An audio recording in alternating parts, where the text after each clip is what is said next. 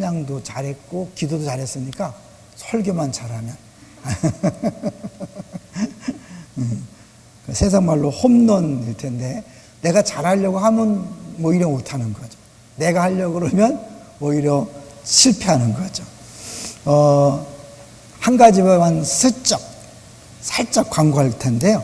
이번 성탄절에 참여하는 아이들에게는 놀라운 선물이 준비되어 있다는 것. 내용물은 금요일 날 방송에 살짝 보여드리도록 그렇게 하겠습니다. 어쨌든 이 성탄절에 아이들에게는 좋은 추억거리를 주는 게 중요하잖아요. 오늘도 잠깐 생각했는데 참 요즘 아이들이 불쌍하다는 게 뭐냐면 제가 늦게 예수 믿었지만 전 성탄절에 대한 좋은 기억들이 많이 있거든요. 연극도 해봤고요. 크리스마스 칸타타도 해봤고 학생 때 그리고 새벽송도 이렇게 원 없이 다녀본 기억이 있어서 성탄절 하면 그 어리신 예수 그러면 연극 장면이 이렇게 막 떠올라요. 그런 어쩌면 풍성한 정서를 갖고 이제 신앙생활을 하는데 최근엔 그러지 못하는 게 아쉽죠. 어쨌든 이번에 크리스마스 성탄절에 아이들에게 작은 선물이라도 큰 기쁨이 됐으면 좋겠습니다. 오늘 본문도 예수님이 말씀하신 목적이 뭐냐? 세 가지로 이렇게 되어 있거든요. 제가 방송 때도 잠깐 얘기했지만 세 가지 이 말씀을 하신 목적이 있어요. 제일 큰 목적은 뭐죠? 17절. 제일 큰 목적은 17절이에요. 한번 보겠습니다. 17절 시작. 내가 이것을 너희에게 명함은 너희로 서로 사랑하게 하려 함이라. 네, 한마디로 오늘 본문의 핵심 주제는 서로 사랑하게 하려고 이 말씀을 줬다는 거예요. 이 포인트를 잊어버리면 안 돼요. 나머지 막 내 마음에 드는 구절만 붙잡지 말고 전체 큰 맥락의 핵심은 서로 사랑하게 하려고 이 말씀을 한 것이다. 또 하나 더 보면요. 16절입니다. 16절도 그 목적이 나오죠. 또 같이 읽습니다. 16절 시작. 너희가 나를 택한 것이 아니요 내가 너희를 택하여 세웠나니 이는 너희로 가서 열매를 맺게 하고 또 너희 열매가 항상 있게 하여 내 이름으로 아버지께 무엇을 구하든지 다 받게 하려 함이라. 아버지께 무엇을 구하든지 다 받게 하려 함이라. 얼마나 신나요? 이게 예수님이 이 말씀을 하신 목적이에요. 11절 시작. 내가 이것을 너희에게 이름은 내 기쁨이 너희 안에 있어 너희 기쁨을 충만하게 하려 함이라. 기쁨이 충만하게 하려 함이라. 요 세 가지만 봐도 그 예수님이 우리 제자들에게 원하시는 것, 기쁨이 충만한 신앙생활은요, 기쁨이 충만해야 돼요. 두 번째로는 사실 기도 응답은 100% 약속된 것이고, 그리고 결국은 이 모든 것들의 핵심은 서로 사랑하는 것이다. 그러니까 요 세 가지가 빠지면 손해보는 거고 가짜인 거죠. 가짜. 오늘 본문 1절에 보면 예수님께서 자신을 뭐라고 소개합니까? 나는 참 포도나무요 내 아버지는 농부라. 아직 우리 얘기는 없어요. 예수님이 자신을 뭘로 소개해요? 참 포도나무다. 참 포도나무. 왜 참이라는 단어를 썼을까요? 진짜와 가짜가 있는가? 그런 것도 있지만 이 참 포도나무라는 것은 진짜, 실제. 그러면 이 모형이 있겠죠? 모형은 누구예요? 이스라엘이죠. 이스라엘과 하나님 관계를 계속해서 구약 성경은 포도나무로 비유하죠. 그래서 이스라엘에 마땅히 열매를 맺어야 되는데 진정한 열매를 맺지 못하니까 참 포도나무이신 예수님이 오셔서 진짜 열매를 맺는 거죠. 그러니까 모든 성경은 예수 그리스도를 예언하는 거잖아요. 그러니까 구약에 이 포도나무를 통해 계속해서 하나님 원하시는 열매를 기대했는데 열매 맺지 못하다가 예수님이 오셔서 열매를 맺는 거죠. 근데 우리는 뭐예요? 우리는 이제 그것의 가지죠, 가지. 하나님은 뭐라 그랬어요? 농부다. 여기서 또 하나 더 보면 사람들이 나와요, 사람들. 그러니까 오늘 본문에 등장인물이 어쩌면 넷이에요. 1, 2, 3, 4. 결국 모든 이 농사는 누가 짓는 거예요? 포도나무를 잘 가꾸고 열매 맺게 하는 건 누구예요? 농부이신 하나님이 하시는 거예요. 그렇지만 가진 우리가 열매를 맺는 게 아니에요. 우린 저절로 맺는 거예요. 농부가 뭐 하는데 대표적인 게 뭐예요? 가지치기를 한다. 가지치기. 그리고 포도나무가 열매를 맺는데 우리는 붙어 있기만 한다. 그럼 된다. 근데 우리가 만약에 열매를 맺지 못하면 하나님이 우리를 버리는 게 아니라 사람들이 우리들을 그냥 갖다 태워버린다는 거죠. 그러니까 이건 구원의 문제가 아닌 거예요. 잘못하면. 잘못 알면 큰일 나요. 구원의 문제가 아니라 이거는 소금이 자기 맛을 잃으면 밖에 버려 밟힐뿐이라 그런 것처럼 사람들이 우리가 제자다운 삶을 살지 못했을 때 함부로 대하는 걸 얘기하는 거죠. 여기서요, 왜 하나님은 예수님은 포도나무를 이야기하고 성경에 포도나무를 강조하니까? 예수님의 공생애를 보면 포도주로 시작해서 포도주로 끝나는 거 아세요? 어디서 시작했죠? 가나 혼인잔치에서 첫 기적을 해가지고 표적을 해가셨어요. 포도주, 물로 포도주. 마지막 날 포도주를 주시면서 내 피다.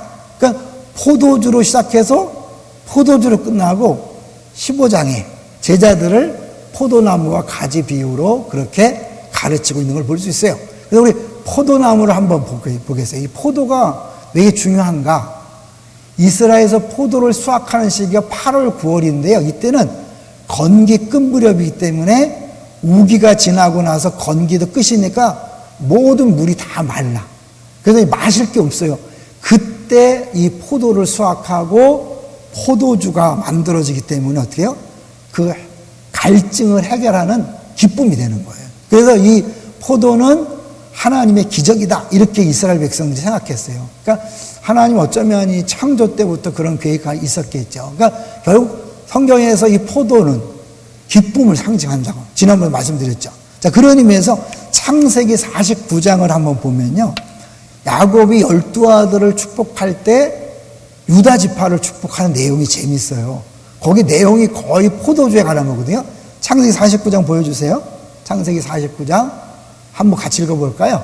시작. 주가 유다를 떠나지 아니하며 통치자의 지팡이가 그 발 사이에서 떠나지 아니하기를 실로가 오시기까지 이르리니 그에게 모든 백성이 복종하리로다. 이제 왕이 예수님이 태어날 걸 이야기하죠. 11절.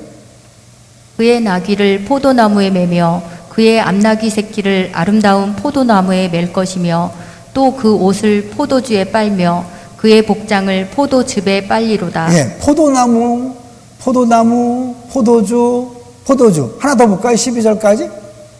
그의 눈은 포도주로 인하여 붉겠고 그의 이는 우유로 말미암아 희리로다. 최고의 축복을 받는 유다 지파에게 계속 포도나무와 포도주를 이야기해요. 그건 뭐냐면 그게 최고의 축복의 상징인 거죠. 포도가 풍성한 것, 열매가 많고 그래서 포도즙을 많이 얻는 것이 최고의 축복이기 때문에 유다에게 그렇게 얘기하고 결국 뭐예요? 유다의 후손으로 예수님이 오셨죠. 그건 다 알고 있죠. 결국 예수님이 참 포도나무로 오셔서 진정한 이제 포도주를 만드시는 분인 거죠. 그래서 이 참 포도나무란 뜻이 뭐냐면 예수님만이 인생의 참된 기쁨과 만족과 축복의 근원이 되신다. 여러분 이제 이 참고적으로 하나 더 보기 위해서 성경에 보면 이제 미가서나 이런 데 보면 이 이스라엘 백성이 평화의 시대를 얘기할 때 이 나오는 내용이 있어요. 한번 읽어주세요. 그가 많은 민족들 사이의 일을 심판하시며 먼 곳 강한 이방 사람을 판결하시리니 우리가 그 칼을 쳐서 보습을 만들고 창을 쳐서 낫을 만들 것이며 이 나라와 저 나라가 다시는 칼을 들고 서로 치지 아니하며 다시는 전쟁을 연습하지 아니하고. 네, 칼을 쳐서 보습이 뭐죠? 쟁기를 만드는 거죠. 창을 쳐서 낫을 만드는 건데 그림 한번 보여주세요. 우리는 낫이라 그러니까 우리가 생각하는 막 별을 베는 낫인데 이제 그 이스라엘을 잘 아시는 분은 여기에 포도 가지를 치는 쉬운 말 전정 가 역할을 하는 낫인 거죠. 그러니까 우리 막 낫하면 벼 베는 낫이 생각하잖아요. 근데 이게 결국 포도를 수확할 때 쓰는 낫을 만들기 때문에 이 이스라엘 평화 시대가 포도와 연관이 있다는 것을 이야기하는 거죠. 이제 여기서 이제 결혼식 얘기를 할 텐데요. 그 예수님께서 가나 혼인잔치에서 물로 포도주를 만들었는데 그때 이 포도주의 의미가 뭔가 결혼식 풍습을 보면 돼요. 약혼 한번 같이 읽어볼게요. 약혼 어떻게 하냐? 보통 자녀들이 아주 어릴 때 부모들의 합의로 혼인을 약속한다. 네, 그게 약혼이에요. 그야말로 우리가 생각하는 약혼이에요. 근데 이스라엘 제도가 다른 건 정혼이란 거죠. 정혼 읽어볼까요? 남자가 장성하면 지창금을 가지고 여자의 집을 찾아간다. 여자의 부모에게 지창금을 건네주고 여자에게는 포도주를 한 잔 네, 따라준다. 저게 중요해요. 여자에게 포도주를 따라줬는데 이 포도주를 그 아가씨가 받으면 혼인을 승낙하는 것이고 안 받으면 끝이에요. 그러니까 잔치를 한 일주일 정도 이렇게 해요. 그리고 마지막에 자기 사랑하는 여인에게 포도주를 딱 내놓는 거예요. 자, 포도주를 마시면 여자가 포도주를 마시면 혼인을 승낙하는 의미이며 남편과 아내의 관계가 된다. 그리고 남자는 집으로 돌아가 함께 살 수 있는 처소를 약 1년 동안 준비한다. 저게 14장 얘기잖아요. 내가 처소를 예배하러 간다. 내 아버지 집, 그러니까 아버지 집에다가 따로 이제 신혼방을 살게 하는 거예요. 그래서 다시 두 번째 결혼하기 위해서 올 때도 신랑이 결정하는 게 아니라 그 아버지가 가라. 그래야 가는 거예요. 그래서 그날은 재림의 날은 나도 모르고 아무도 모르고 아버지만 안다는 게 그 결혼 제도와 연결된 거예요. 자, 여기서요, 이 포도주를 받으면 결혼 승낙하는 것처럼 우리가 성찬식에 포도주를 마시는 게 뭐냐면 그 신랑이신 예수님이 우리에게 주시는 포도주를 받아 마시는 거예요. 그러니까 우리 성찬식 할 때마다 뭐예요? 난 당신의 거룩한 신부입니다. 고백하는 거예요. 매번 성찬식 때마다.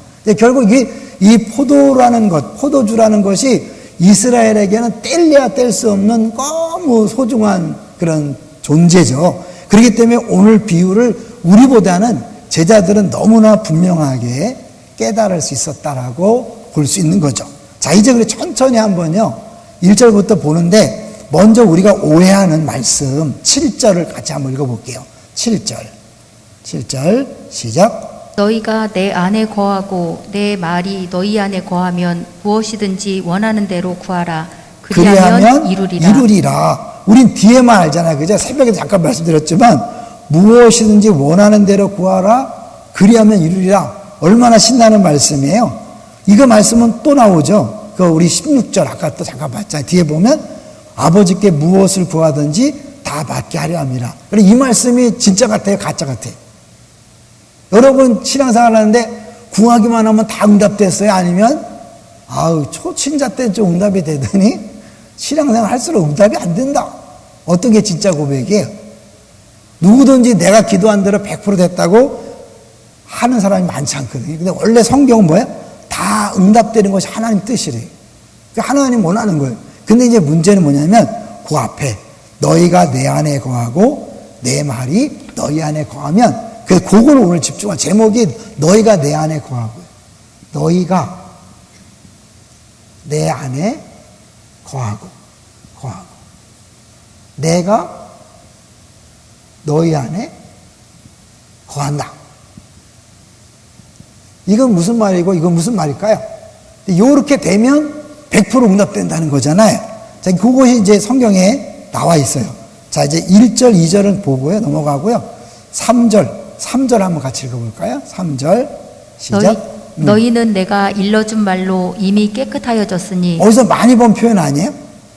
세족식 때 베드로가 씻어주니까 안 돼요. 씻으면 안 돼요. 그랬더니 어떻게 해요?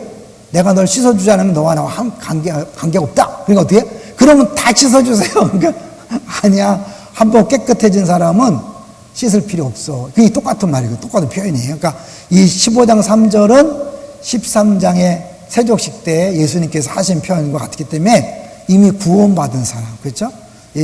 예수님의 피로 깨끗해진 사람을 이야기하는 거죠. 그러니까 엄밀히 말하면 다 구원받은 제자들에게 하는 얘기지 안 믿는 사람한테 하는 얘기가 아닌 거죠. 자, 4절 시작. 내 안에 거하라. 나도 너희 안에 거하리라. 가지가 포도나무에 붙어 있지 아니하면 스스로 열매를 맺을 수 없음 같이 너희도 내 안에 있지 아니하면 그러하리라. 네, 내 안에 거하고 나도 너희 거하리라. 그래야 열매가 있다는 거죠. 그러니까 결국 그 열매가 있다는 건 딱 보면 알잖아요. 여기 이렇게 했을 때 열매가 있다. 그리고 또 기도 응답이 나오죠.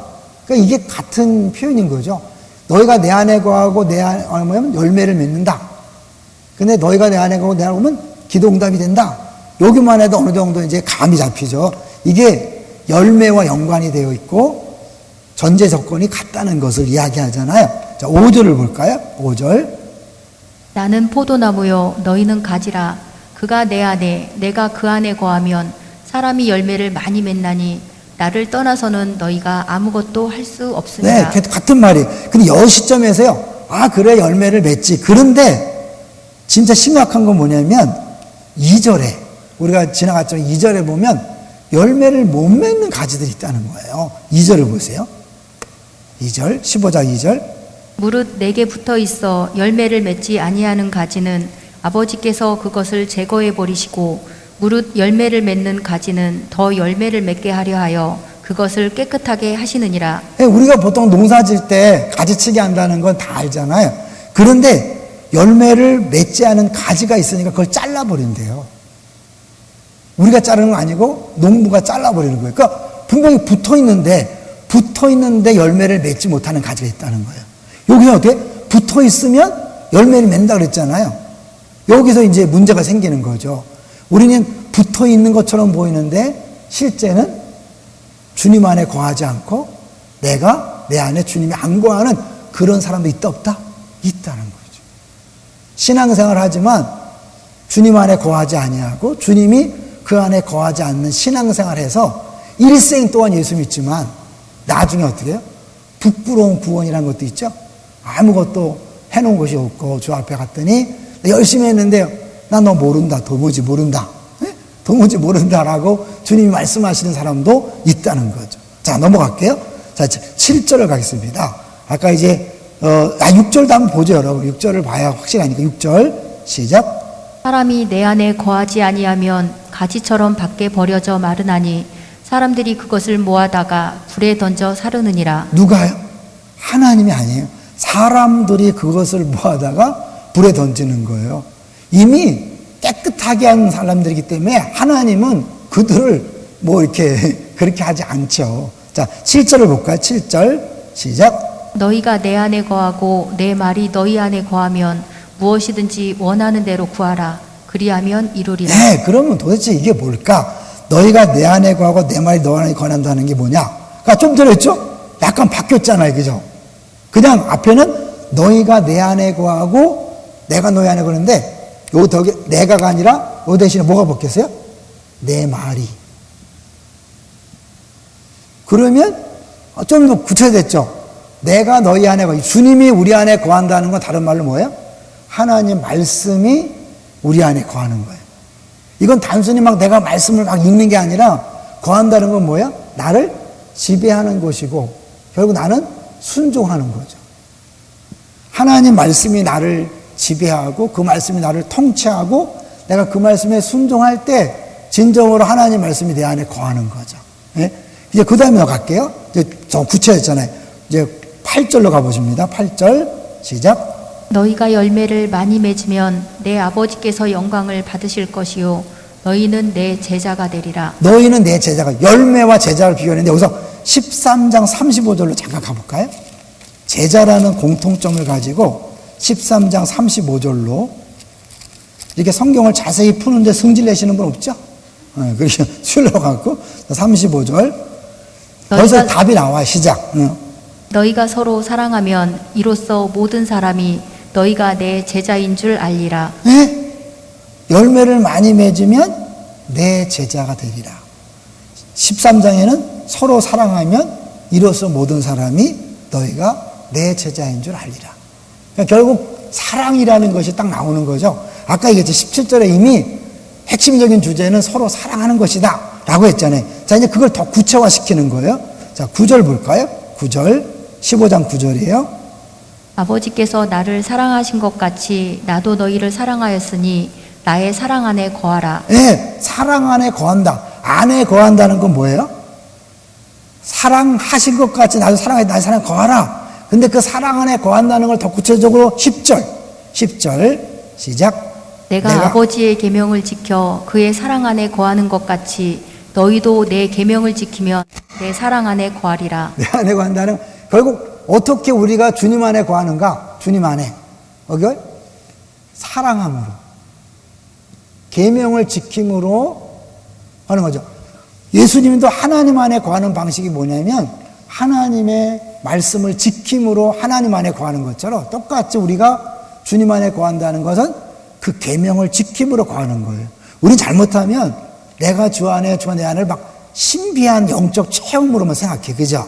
그래서 막 주님 내가 주를 믿습니다. 주 안에 거합니다. 막 기도해야 되는 줄 아는데 성경은 분명히 얘기하죠. 그게 아니다. 그 말씀이 내 안에 거하고 그 말씀을 내가 지킬 때 거하니까 그러니까 말씀을 안 지키면 아무것도 아닌 거예요. 내가 아무리 뭐 주님 사랑해요. 주님과 나는 하나 되었어요. 아무리 얘기해봐야 말씀을 지키지 않는 사람, 계명을 지키지 않는 사람은 주님 안에 거하는 게 아니에요. 그런 사람이 붙어있지만 열매가 없는 거죠. 교회는 다니지만 열매가 안 나타나. 세상 사람이 볼 때 당신을 보니 하나님이 어떤 분인지 알겠습니다. 하나님 사랑을 알겠습니다라고 해야 되는데 예수 믿는지 안 믿는지 구분이 안 되잖아. 교회는 다니니까 예수 믿는 것 같은데 난 니나 내나 똑같아. 이건 아닌 거죠. 자, 볼게요. 그 다음에 자 11절 보겠습니다. 11절 시작. 내가 이것을 너희에게 이름은 내 기쁨이 너희 안에 있어 너희 기쁨을 충만하게 하려 함이라. 네, 이 말씀을 지키고 사랑하는 것이 기쁨이 충만한 비결이에요. 그러니까 우리가 신앙생활 할 때 왜 기쁨이 없냐? 아직도 주님 말씀대로 사랑하지 않고 여전히 뭐 나 중심이잖아. 나. 내 기분대로, 내 뜻대로, 내 마음대로 안 되면 남편도 막, 아내도 막, 그게 때린다는 게 아니에요. 그냥 막 비판하고 정죄하고 성도들도 이웃들도 내 마음에 안 들면 그냥 뭐라고 하는 거예요. 이 순례자가 아니잖아요. 더 이상 내가 요구하니까 그렇게 되는 거죠. 여러분 죄송하지만 교회 와서 뭐 짜증이 나고 막 화가 나고 불평이 생긴다. 100% 뭐예요? 아직도 자기 중심이라는 거예요. 동의하십니까? 근데 기도를 많이 하는 사람이 있어 자칫하면 짜증이 많이 나요. 성경을 많이 하는 사람이 짜증이 많이 나요. 왜? 머리로만 하니까. 근데 머리로 아는 게 주님 안에 거하는 게 아니에요. 그게 가슴으로 들어와서 그 말씀이 나를 지배해서 한마디로 뭐예요? 사랑해야 되는 거예요. 사랑은 뭐예요? 사랑은 이제 좀 이따 보겠지만 13장에서 예수님께서 사랑을 얘기하죠. 어떻게? 세족식. 발을 씻어주면서 끝까지 사랑했다 그러죠. 끝까지. 그리고 너희도 이와 같이 사랑하라. 내가 주와 선생이 되어서 낮은 자세로 말도 안 되는 발 닦는 일을 했잖아요. 그런 것처럼 종의 자세로 섬겨주는데 섬겨주는 사람에게는 왜 저렇게 행동하지? 왜 저렇게 말하지? 이건 없는 거예요. 근데 우리는 얼마나 많은 경우에 저 인간 이상하다. 왜 저렇게 말하지? 저렇게 행동하지? 우리 남편은 이해할 수가 없어요. 우리 아내는 도저히 이해할 수가 없어요. 이해하려는 자체가 뭐예요? 높은 자리에 있는 거예요. 사랑하고 섬기는 건 이해하는 게 아니에요. 섬기는 건데 뭘 이해해요? 그 높은 사람이 이해하는 거지. 내가 낮은 자세 간 사람은 이해하는 게 아니에요. 그 사람의 필요를 채우고 그 사람을 섬겨주는 거잖아요. 동의하십니까? 그러니까 얼마나 우리 신앙생활이 여전히 자기중심적인지 몰라요. 그러니까 우리 안에 열매가 없는 거죠. 그리고 기쁨이 없는 거죠. 잘 생각하세요. 예수 믿는데 기쁨이 없다. 100% 문제 있는 거예요. 아무리 코로나19가 심해도 기쁨이 없다. 문제가 있는 거예요. 코로나19라는 상황 때문에 내가 흔들렸다. 그 나는 주님이 아니라 상황과 조건을 의지하고 믿고 살았던 거잖아요. 그게 막 흔들려 버리니까 흔들리는 거잖아요. 아무리 상황이 어려워도 흔들리지 않아야 되죠. 자, 그 다음에 12절 딱 명확하잖아요. 12절 시작. 내 계명은 곧 내가 너희를 사랑한 것 같이 너희도 서로 사랑하는 것이 하는 이것이니라. 다른 게 없어요. 말이 없어. 서로 사랑하는 거예요. 그러니까 예수님이 제자 죽기 직전에, 십자가 죽기 직전에 마지막으로 유언처럼 제자들에게 끊임없이 계속 얘기하는 게 뭐예요? 이렇게 길게 얘기하는 게 뭐예요? 너희들 내가 떠난 다음에 당황하고 두려워하지 말고 서로 사랑해야 된다 라는 걸 얘기하는 거죠.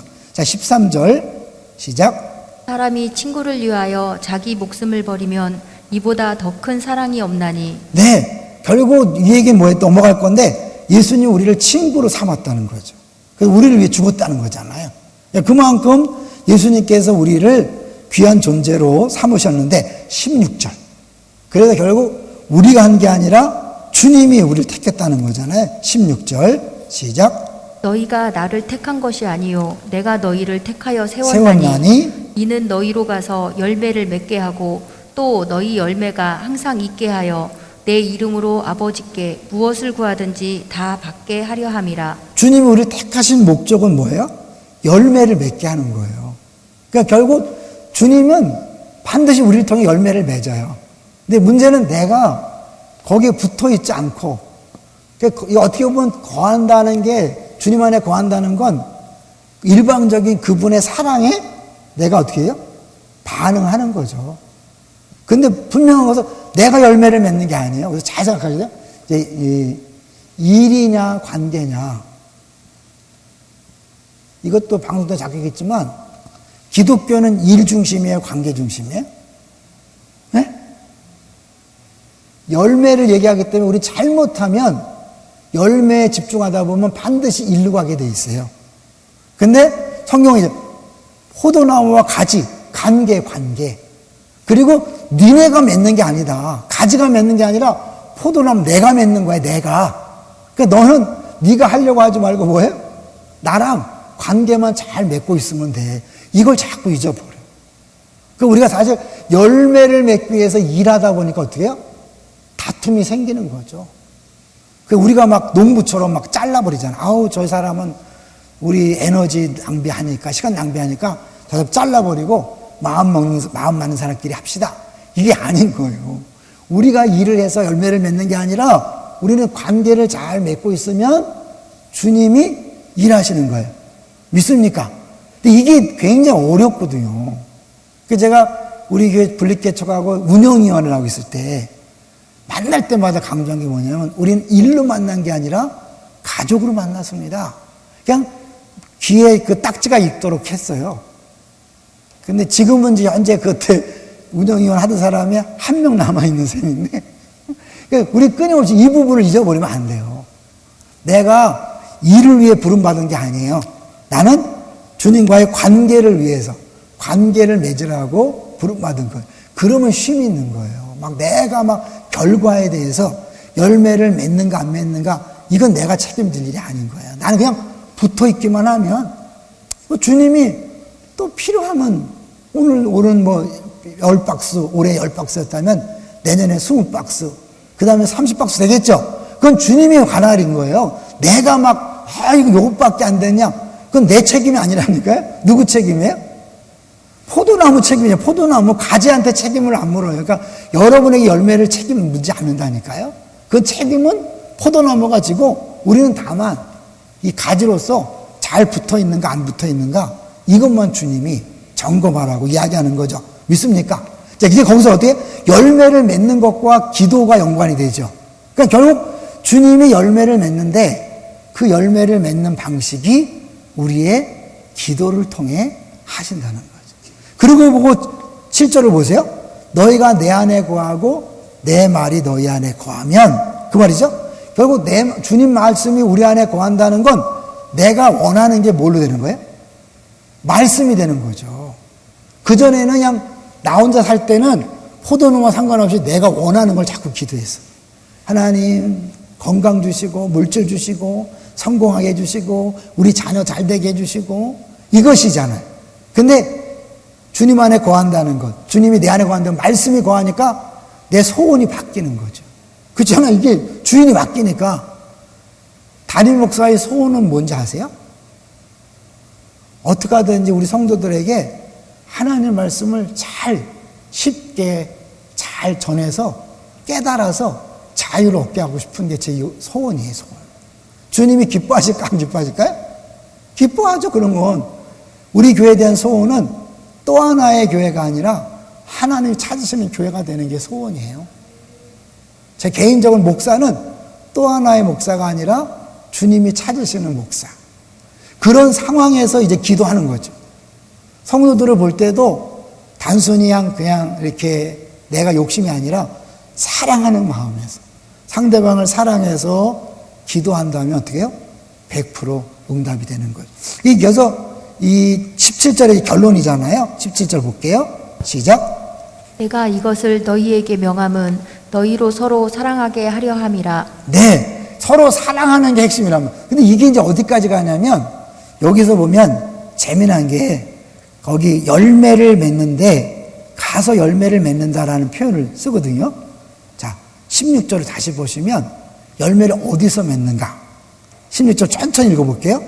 너희가 나를 택한 것이 아니요 내가 너희를 택하여 세웠나니 이는 너희로 가서. 어디 가죠?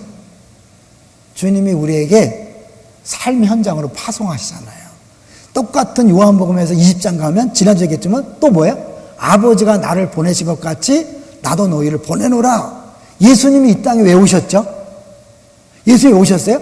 하나님이 세상을 이처럼 사랑하사 독생자를 줬기 때문에 하나님 사랑을 전하려고, 사랑을 표현하려고, 사랑을 실천하려고 오셨잖아요.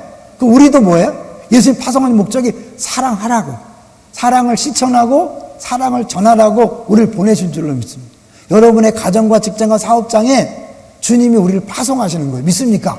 거기서 그들을 사랑하고 주님 사랑을 보여주고 하나님 사랑을 보여주기 위한 기도는 100% 응답되는 거예요. 그러니까 거기 직장 가서 막 불평하고 원망하지 마세요. 여러분 눈에 보이는 부조리, 눈에 보이는 문제점, 상사, 이상한 인간들 할 때 비난하지 말고 그들에게 진정한 주의 사랑을 전하기 위해서 기도하는 거예요. 그리고 그런 삶을 사는 거예요. 그게 우리들의 그 미션이죠. 우리 미션. 그러니까 결국 우리는 어떻게 해요? 다 선교적인 존재죠. 그런 마음으로 갈 때 여러분이 기도하는 게 다 응답된다니까 뭐예요? 여러분 가 있는 직장과 사업장, 학교는 뭐예요? 복 받은 거죠. 할렐루야. 예? 근데 여전히 직장과 사업장 가서 내 원하는 대로 하잖아요. 그럼 아무것도 응답이 안 되는 거야. 차라리 딴 사람이 그 직장에 있었다면 그 예수 믿는 사람 때문에 그 직장이 복을 누리고 응답을 누릴 텐데 욕심꾸러기 내가 가갖고 그 직장 사람들이 누릴 걸 못 누리는 거죠. 여러분 동네도 마찬가지, 안산도 마찬가지. 내가 여기 살아서 정말 그들을 사랑해서 기도하는 것들이 응답되면 그들이 하나님을 만나잖아요. 주님 사랑을 경험하잖아요. 할렐루야. 뚱그른 잡는 이야기가 아니에요. 우리가 그런 마음으로요, 직장 생활하고 동네 나가고 가정에 가면 천국이잖아요. 부부끼리도 여러분 이제 남편이 나한테 뭘 해줄까봐 기대하지 말고 내가 사랑하기 위해서, 그러기 위해서 필요한 것이 뭔가 주 앞에 기도하는 거죠. 하나님, 내가 사랑할 힘이 없습니다. 사랑할 힘을 주십시오. 우리 아내가 남편이 많이 힘들어합니다. 그걸 막 다 그냥 무능력하다고 막 비난하지 말고, 그래서 맨날 볼 때마다 저 인간하고 결혼 안 했으면 괜찮을 텐데 맨날 원망하지 말고 그 연약함을 위해서 기도하는 거죠. 하나님, 저 인간 아니고 하나님께서 은혜를 주시고 치유해 주시고 복 주시고 이렇게 하면 주님이 그거는 100% 응답한다는 거잖아요. 얼마나 신나요? 이런 차원에서 여러분 17장을 가보는 거죠. 지난주에도 봤잖아요. 하나가 되게 해달라. 서로 사랑은 하나 된 거 연결되잖아요. 하나가 됐을 때 하나님 사랑을 안다 그랬죠. 그리고 20장에 또 가는 거예요. 지난주에는 6장에서 시작해서 20장 갔지만 오늘은 15장에서 13장으로 가는 거죠. 원래 예수님 13장부터 사랑 얘기를 했잖아요. 발을 씻어주면서 끝까지 사랑하시니라. 왜? 사랑하기 왔으니까. 내가 너희를 사랑한 것처럼 사랑하니까 얘는 세계명이거든요. 예수님 오기 전에는 그런 사랑을 경험도 못했어요. 그리고 보지도 못했어요. 하나님이 아무리 사랑한다고 하지만 자기 아들을 내어주는 것까지는 경험 못했잖아요. 예수님이 자기를 내어주는 그 사랑을 실천하신 다음에 너희 나를 봤지? 나처럼 해. 그러니까 이게 세계명인 거예요. 왜냐하면 구약에도 사랑하라는 있었잖아요. 근데 이게 사랑이란 정도가 자기 자신을 목숨을 내어주면서 사랑하는 거니까. 그러면 못할 게 없잖아요. 그죠? 못할 게 없죠. 자기 목숨을 내어주는 건데 주님 언제까지 이래야 됩니까? 그 말은 아직도 안 죽었기 때문에 그런 거잖아요. 주님 언제까지 참아야 합니까? 참는 게 아니라니까요. 죽는 거예요. 죽을 각오를 하고 죽기로 작정하고 남편을 대하시고 아내를 대하세요. 그러면 참는 게 아니에요. 예? 아이씨, 목사가 너무 쉽게 얘기하는 거 아니야? 뭐 이런 거지 마요. 근데 정말 그런 마음을 하면 여러분 그때 기쁨이 있잖아요. 감사가 있고 남편도 섬겨준다, 아내도 섬겨준다는 생각을 하세요. 자녀도 섬겨준다고 생각하세요. 부모도 섬겨준다 생각하고 직장 상사도 나를 괴롭혀도 섬겨준다 생각하고 다른 사람 섬겨준다 생각하고 하면 그러면 주님께서 내 안에서 기쁨으로 충만케 하잖아요. 이제 하나만 얘기할게요. 하나님께서 이제 사랑을 이야기할 때 문주경 전사님 이제 얘기를 안 할 수 없는데 그분이 그 섬에서 할 때 김중건 목사님이 본 이야기를 하거든요. 기도하는데 하나님 여기 섬에는 의사도 없고 약국도 없으니 주님이 치료해 주세요. 신기하게 다 낫대요. 애 낳는 엄마들한테는 산파 역할을 하고 또 심지어 막 노름하고 엄마한테 행패 부리는 집에 가면 팍 이렇게 소리 한번 하면 꼼짝 못하고 그 영적 권위에 눌려서 꼼짝 못하고 하여튼 모든 면에서 정말 그 영혼을 사랑하고 복음을 전하기 위해서 하니까 기도하는데 병도 낫고 그냥 사람들의 마음에 가서 영적 권위가 나타나고 이런 얘기를 이렇게 갈 때마다 듣거든요. 이게 한 알의 밀알이 땅에 떨어져 썩지 아니하면 한 알 그대로 있고 썩으면 많은 열매. 그렇게 하면서 결국 주님께서 순교의 피로 받으셨잖아요. 순교의 피로. 그냥 우리는 안 죽었으면 좋았을 텐데, 그죠? 안 죽고 복음 전했으면 좋겠지만 주님은 어떻게 해요? 그렇게 복음 전하고 기도하고 사랑하는 것보다 더 큰 사랑은 하나의 밀알로 죽는 거죠. 죽었을 때 지금 증도나 신앙군 일대가 복음화율이 90%가 넘잖아요. 우리 상상할 수 없는 열매들이 나타나는 거죠. 그러니까 열매라는 건 1차적으로는 사랑이지만 그 사랑을 통해 영혼 구원과 하나님께서 얼마나 사랑인가를 보여주는 것까지 연결되는 거죠. 여러분이 변화시키려고 하지 마세요. 여러분을 맺으려고 내가 기도했던 우리 남편이 이렇게 변했습니다. 내가 기도했더니 아내가 이렇게 변했습니다. 내가 기도했던 우리 자녀가 있습니다. 그렇게 생각하면 안 돼. 그 자체가 이미 섬김이 아니고 내가 뭘 해보려고 하는 거예요.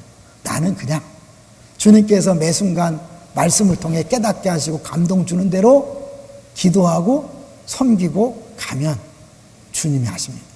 스트레스 있을까요? 없을까요? 그럼 스트레스가 없어요. 근데 내가 막 뭘 해야 된다. 어디까지 해야 된다. 이 시점에는 이만큼은 돼야 된다. 내 인생도 이렇게 변해야 되고 우리 자녀도 이 정도는 돼야 되고 남편도 아내도 이 정도는 돼야 된다. 라는 기준이 있기 때문에 힘든 거예요. 아니에요. 그건 주님 앞에 맡기세요. 그 열매는 우리가 하는 게 아니에요. 우리 그냥 주님이 붙어 있으면 돼.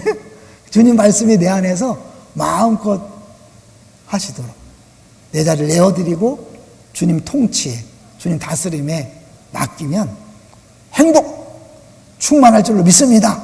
여러분 놓치지 마세요. 절대로 손해보지 마세요. 같이 우리 기도하죠.